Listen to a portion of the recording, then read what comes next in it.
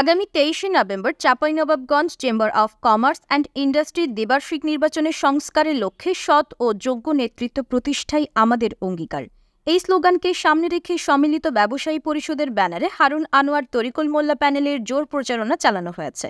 শনিবার দিনব্যাপী চাঁপাইনবাবগঞ্জ পৌর এলাকার বিভিন্ন এলাকায় হারুন আনোয়ার তরিকুল মোল্লা প্যানেলের প্রার্থীরা জোর প্রচারণা চালিয়েছে। ভোটারের দ্বারে দ্বারে গিয়ে ভোট চেয়েছেন হারুন আনোয়ার তরিকুল মোল্লা প্যানেলের প্রার্থীরা।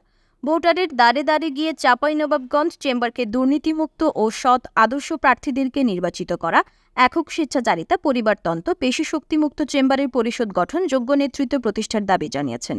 ভোট প্রচারণায় উপস্থিত ছিলেন বিশিষ্ট শিল্পপতি হারুনুর রশিদ, আনোয়ার হোসেন, মোহাম্মদ তরিকুল আলম, ঠিকাদার তৌহিদুর রহমান, বিশিষ্ট ব্যবসায়ী রাইহানুল ইসলাম লুনা, কাজেম আলী, মামুনুর রশিদ, দুরুল হুদা, শামসুজ্জোহা মুকুল, ইসমাইল হোসেন, আলমগীর, আব্দুল হক, আসাদুল হক সহ আরও অনেকেই।